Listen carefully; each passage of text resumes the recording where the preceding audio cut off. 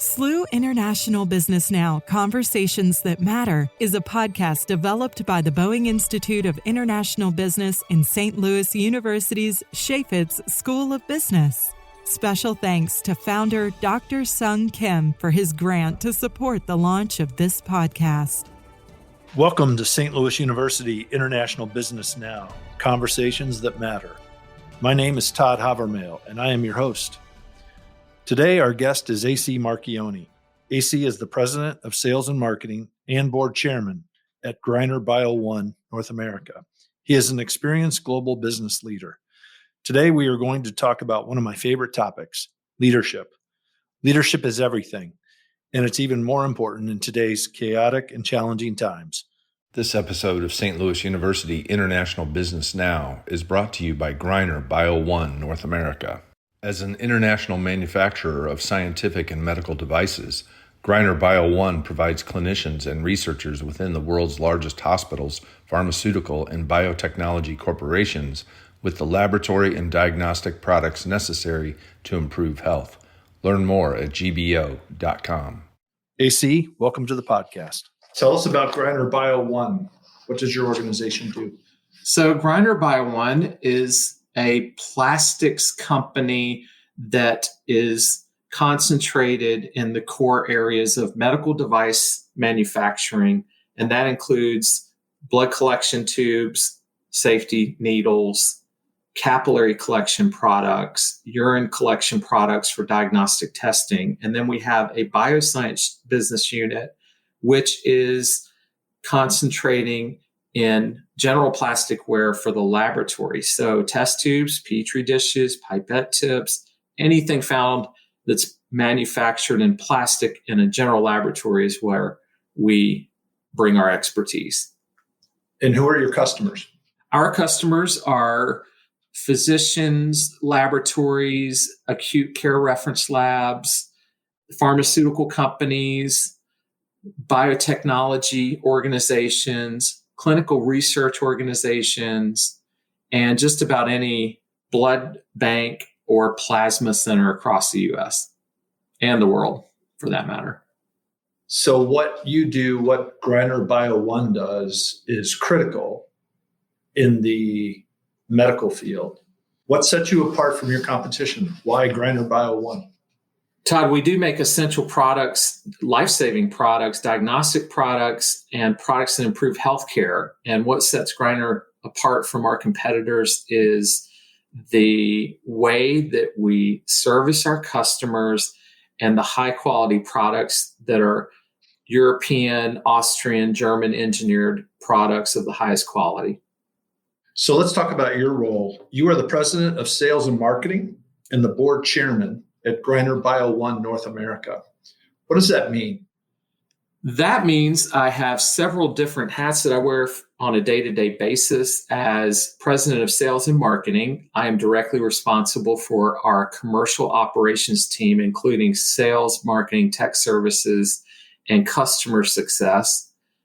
I also manage on an interim basis for the short term a key account management team of 7 key account managers that manage the majority of our business in the U.S. And I also indirectly manage our management team through our board and through our department heads. That's a lot of responsibility. It's a number of people that you have to look out for. So that'll lead us right into our discussion today, which is about leadership during chaotic times. In the last couple of years, we've seen quite a few significant events, starting with COVID-19, the pandemic, and then just recently, the war between Russia and Ukraine. It's certainly a chaotic time. What is your definition of chaos? So, Todd, chaos to me is defined as a state of extreme confusion and disorder. And what I mean by that is compasses fail, people are disoriented, up is down, down is up, the ground is the sky is the ground. And as leaders, it's our responsibility, especially in the global chaos, the international business chaos and landscape. We need to bring back order to our organizations and to our teams. One of the definitions we talked about was VUCA. Could you explain VUCA? So VUCA is a term that we have created within our culture. It is online, and basically it describes volatility, uncertainty, complexity, and ambiguity. That's where the VUCA comes from. And for me, VUCA is a real important part of our culture today, because if we have an understanding that these four things exist, then we're already creating a psychologically safe work environment for our teams. And you're 50% of the way there and already creating some normalcy within an organization. So how do you create psychological safety? How do you create a culture on your team to mitigate VUCA? The first thing is we all recognize and understand the term, that it exists, and we help people understand why our day-to-day lives are so often turned upside down. It eases the tension among our teams, and it allows for some sense of recognition that things are not always going to go the way that we planned them pre-chaotic times. Previously to the pandemic, to the European war situation, and to many other uncertainties that have developed over the last 24 months, most of us were executing in our positions in a very good way, a predictable way. And now that VUCA exists, people become conscientious, they become stressed out, and they have to deal with international challenges, they have to deal with local challenges, they have to deal with a lot of chaos from many different areas. And VUCA, the meaning of it, the understanding of it, the culture of it, helps us understand that it's okay to have uncertainty and uncertainty, volatility, complexity, ambiguity in our lives. So I think the first step is what you're saying. We have to recognize and acknowledge that we operate within a VUCA environment. So do you have a specific example or a story of how your team reacted to a specific challenge that was brought on by COVID, or perhaps recently with the war in Ukraine? I do have some examples. VUCA is creating an interesting landscape for us on the operational front with respect to shipping and logistics, also with inflation recently, price increases. It also has created international import and export challenges, and it's creating an environment where we have to become a better organization. We have to be sharper. It's forcing us to become a much better company by becoming more proactive. And I have termed something which you won't find online, I don't think, called adaptunity. And adaptunity is adapting to opportunities. So VUCA creates issues, problems, if you look at it that way. But what adaptunity does is it turns that view upside down, and it allows us to see things differently in an adaptunity environment, in an adaptunity view. You can see an opportunity amongst the VUCA. That means working quickly, working and adapting to the issue and bringing an opportunity to the table. Greiner specifically did that when we launched a virus stabilization tube very quickly. So during the chaos, adaptunity set in. We identified an opportunity to help resolve the pandemic by producing a virus stabilization tube, and our teams were empowered. They accepted the VUCA and the adaptunity challenge. They worked very quickly across international boundaries to create a new product and launch it very quickly, and to help ease the pandemic. So when you say quickly, how quickly? We're talking 2 weeks. Our teams worked 2 weeks to create a virus stabilization tube for the swabs to be put inside of and transported to the laboratory. There was a very, very big shortage. We adapted a blood collection tube, added saline and other components to it, and launched that product in the millions of units so that testing could occur nationwide and then worldwide. And our teams, again, in a VUCA environment, adaptunity environment, they were able to execute flawlessly and create a new and profitable product that helped improve the lives of many, many people worldwide. That's a great example. It's also a great example of how a global pandemic created an opportunity and a challenge for you domestically, and then how your team reacted. So thank you for sharing that. Is there anything else you'd like to say on this topic before we move on? Creating a culture of adaptunity is something that takes time. You have to empower people, you have to trust them, and you have to inspire them with creativity to bring new products to the market quickly. To identify the need and to be first to market is not something that is easily done in a chaotic environment. And I'm proud of our team for what they were able to do. Yeah, I agree. And you said some really key words there. First of all, it takes time. You have to empower people. You have to establish trust. And you have to take action, and you have to experiment and try different things and see what works. So I'm going to shift gears and go into another challenge that we're all experiencing, the Great Resignation. So tell me, have you experienced it? And second, how are you dealing with this disruption within your company? So speaking of chaos and chaotic times, definitely the Great Resignation is challenging many international business organizations and local domestic organizations worldwide. And what we're seeing is people are wanting to renew their careers. They want a renewal during and post-pandemic and post-chaos.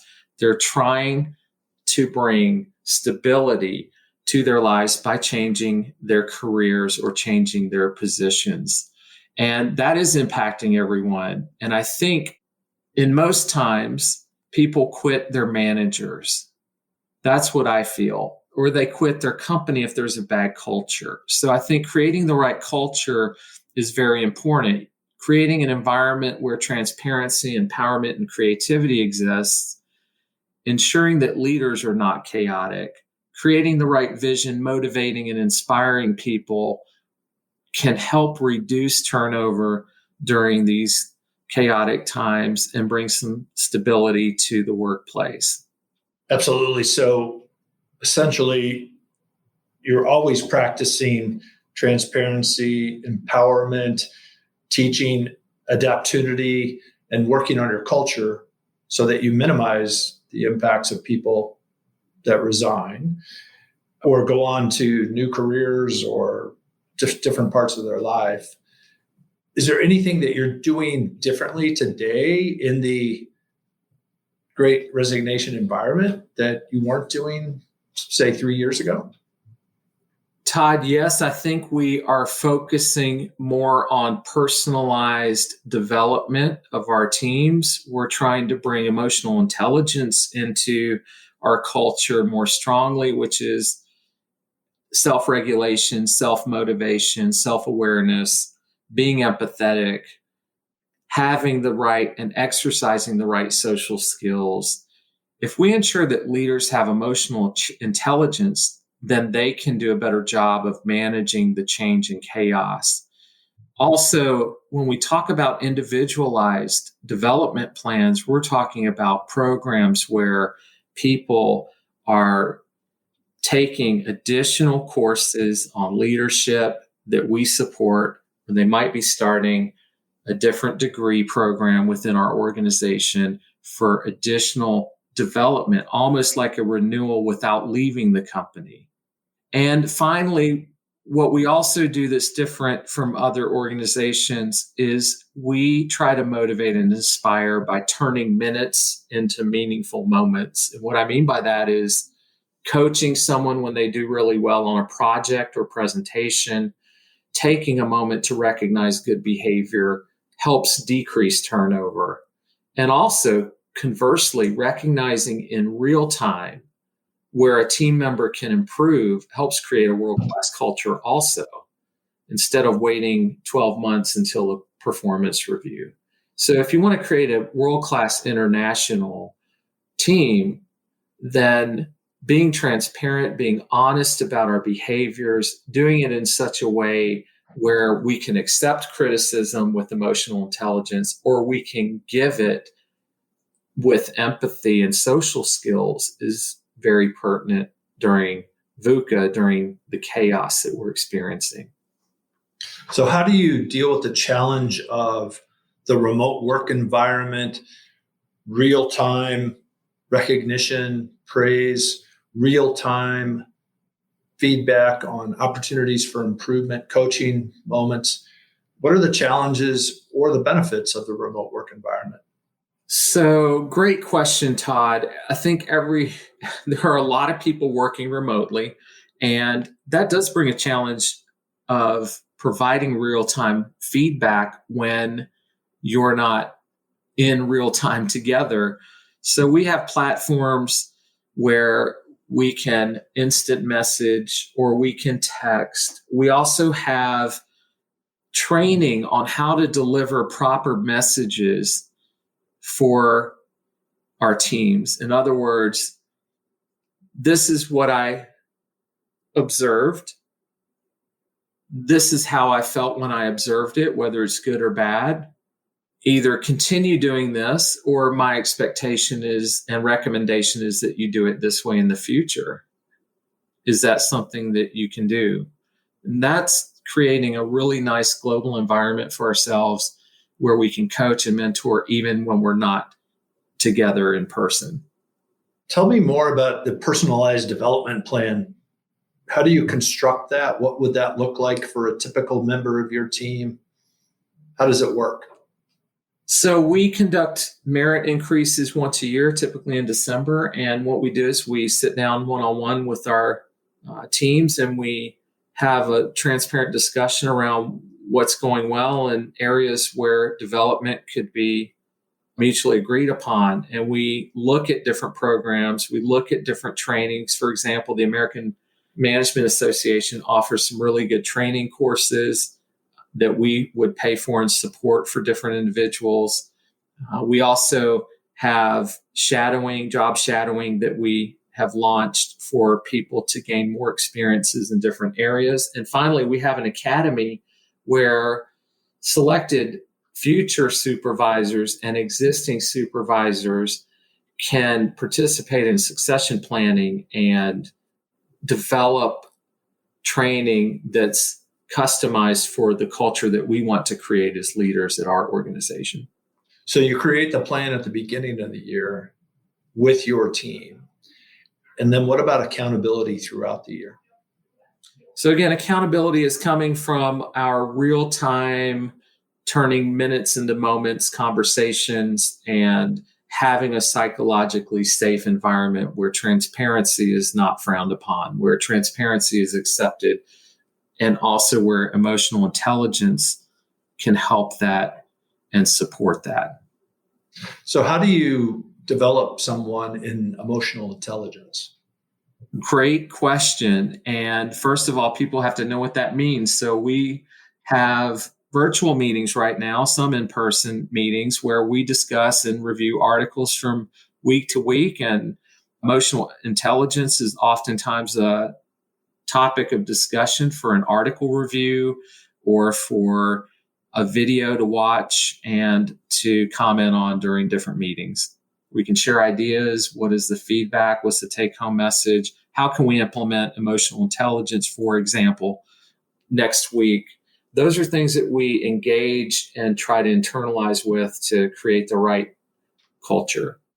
Tell me your experience working with people around the world and personalized development, emotional intelligence. How do you do it differently for different cultures and different regions of the world? Are people the same? Tell me how you do that. How do you adjust?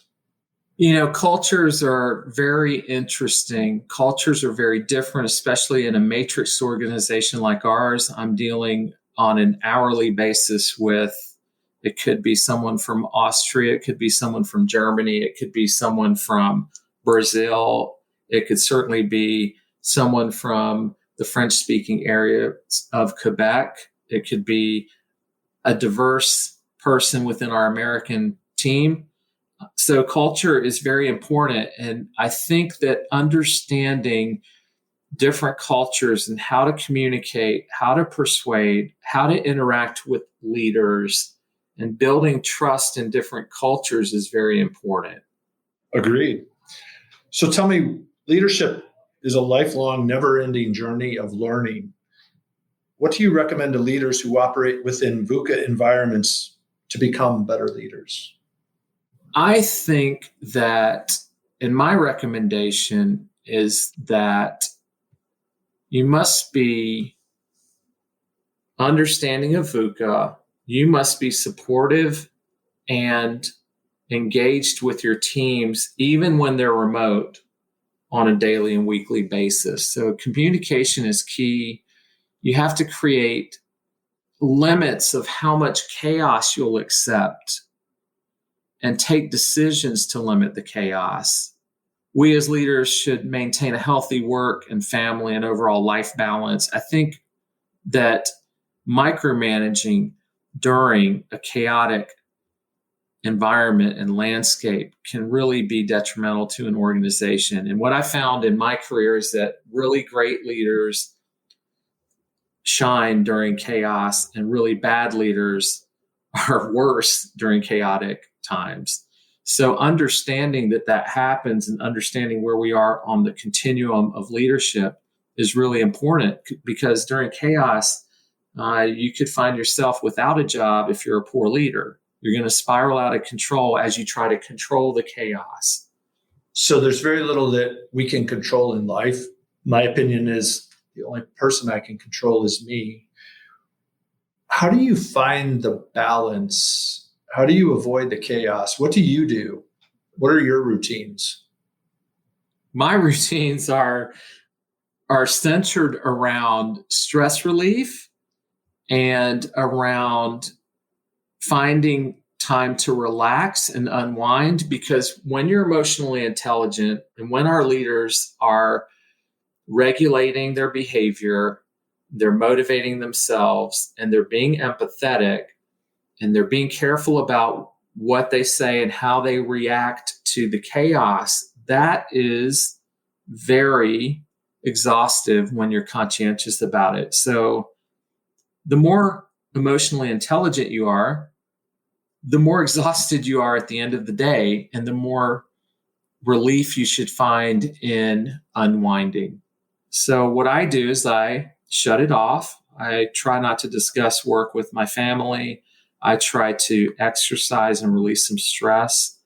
And I try to relax and clear my mind. It's good advice. Thank you. This might be the right time to begin to wrap it up. Do you have any closing comments or messages that you would like to share with our audience? I believe that international business leadership skills are important now more than ever before. And our teams and our organizations are expecting strong leaders to step up and be the foundation of the chaos, and to bring as much normalcy as we can to our international landscape, our international partners, and our customers. And I think that it starts with understanding VUCA and creating a safe environment around chaos, around the volatility, around the ambiguity and uncertainty. I think we need to challenge our teams to embrace adaptunity, to find positive opportunities within the chaos, and that's going to take creativity. I think we as leaders have a responsibility to every shareholder, every customer, everyone in the community to create world-class organizations. And finally, I think we are responsible for normalizing the chaos. And once we do that, it will result in significant successes. So, AC, in your opinion, in your experience, what are the characteristics of a strong global leader? Todd, thank you for the question. I think that there are some key characteristics that will make a strong global leader. And my recommendations are to be humble. That means being strong and sincere in your sense of personal modesty. I think being absolutely honest is very important in terms of dealing with customers and dealing with your teams. You want to be broad-minded. You want to be able to make global decisions that can build trust across geographic boundaries. And I would add inclusive in there as well, so that people are feeling as if they were participating no matter where they are in open conversations and are encouraged to do so. You mentioned humility, number one. And I also believe that humility is the most important attribute of a leader. What does that mean to you? I think being humble means that you recognize where you came from and that you know where you're going only through the performance and the results speaking for themselves. Okay. Well said. AC, thank you very much for giving us your time and sharing your insights on leadership. We look forward to talking to you again, my friend. Take care. Thank you, Todd. It's been my pleasure. And I hope that the words and minutes that we've spoken today will turn into moments for others. Thank you. Thank you for tuning in to the SLU International Business Now Conversations That Matter podcast. We invite you to subscribe to this podcast series so you don't miss any future episodes. To learn more about the Executive Master of International Business program, please visit biib.slu.edu. Again, that's biib.slu.edu.